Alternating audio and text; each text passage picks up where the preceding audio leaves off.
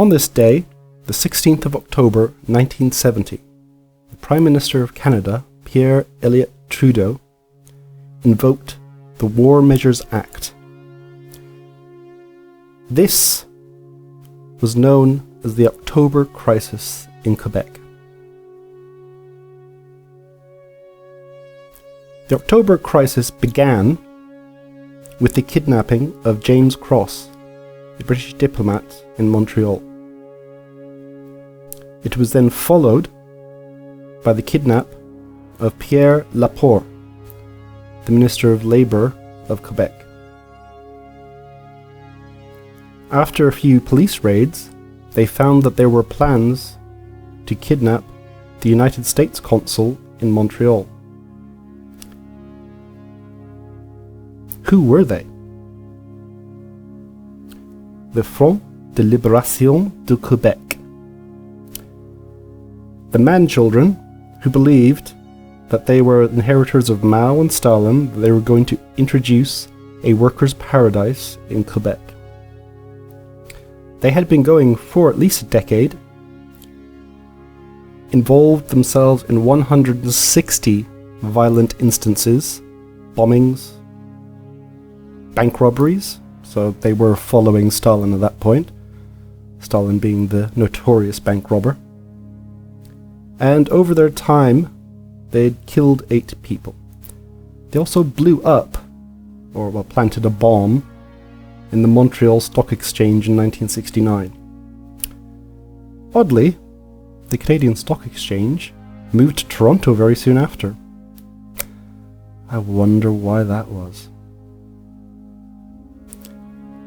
So, on the 11th of October, a letter was sent from captivity to Robert Bourassa, the Premier of Quebec. On the 12th, the Royal 22nd Regiment was sent into Montreal. On the 15th, there was a rally at the Montreal University where one of these supporters of the FLQ said, "We're going to win because there are more boys ready to shoot members of Parliament than there are policemen." They were trying to create some sort of silly revolution. Now, the FLQ thought of themselves as being terribly oppressed by the evil Canadian Anglo state. It kind of doesn't ring true considering the Prime Minister at the time was French-Canadian. He's from Montreal. He had brought in the bilingualism that Canada is famous for now, where even in British Columbia, 3,000 miles away, every sign and government institution has a sign up in French and English. Doesn't really sound like oppression to me.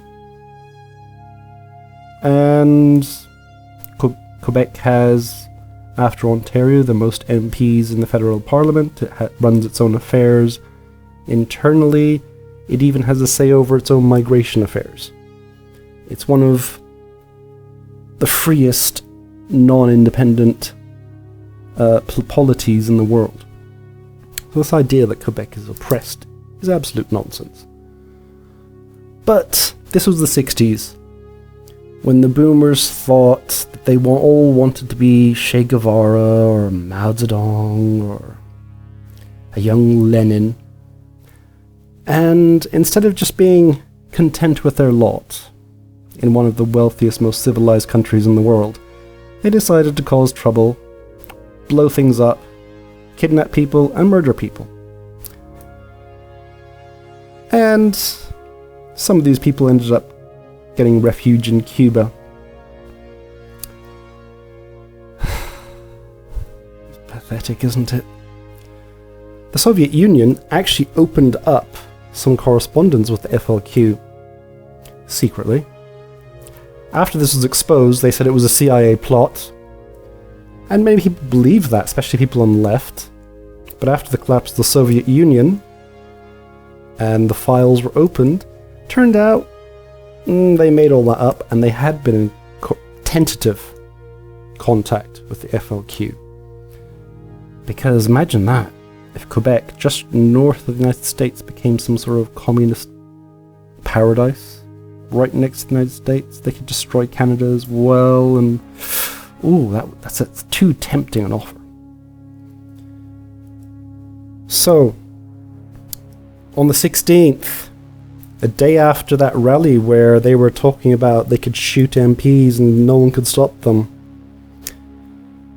Trudeau invokes the War Measures Act, an act that was passed in 1914 so that they could detain people if they needed to, Germans. In the Second World War it was Japanese as well. So they could detain them, stick them away, stop them from spying or possibly being a nuisance. This was the first time in peacetime that this had been done. Although most of the population of Canada, about 86% of French Canadians and 89% of English Canadians, supported this move, because they were actually genuinely afraid at this point that something could happen, a spark could happen, and it could actually turn into some sort of civil war uprising, or could be messy. And obviously this is in 1970, so there were a lot of these sorts of situations going on all over the just decolonized Africa and Asia, and even in Latin America. Lots of left-wing radicals taking up arms, creating chaos, and then the reaction from the other side as well. So people were worried. Now, on the 17th, they got word that Pierre Laporte, who had been kidnapped earlier, had been killed. They had left his body in the trunk of a car outside Montreal. Now it was getting serious, and a lot of the people that had gone to the rally talking about shooting members of parliament suddenly stood back, had lost their nerve, and thought, this is going a bit far. The FLQ was losing a lot of support.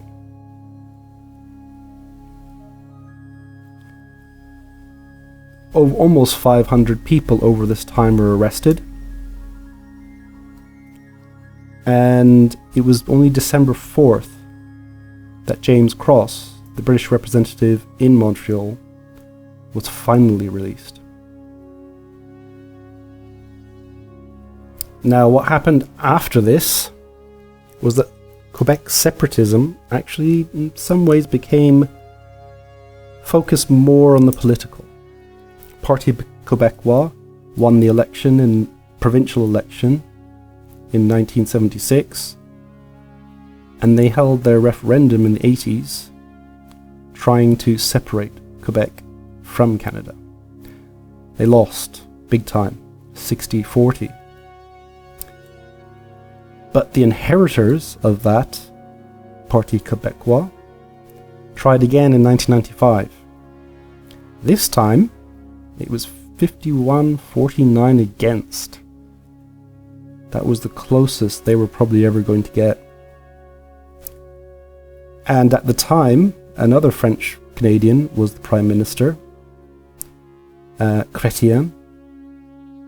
And so it seems every time they try to separate, they have a French Canadian controlling the government. And not just for a couple of years. Chrétien was the Prime Minister for like 12, 13 years. Trudeau, the Prime Minister, for almost 18 years in total.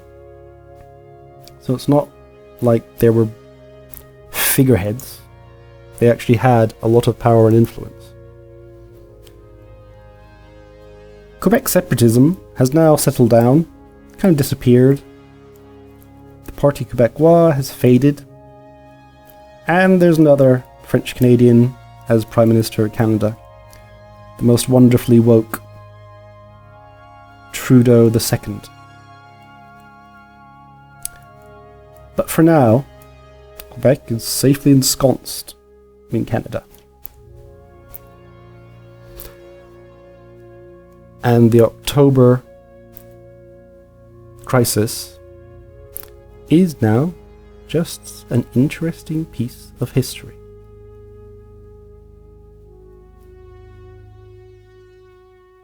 If you like these videos, like, comment and subscribe. Come back tomorrow for more.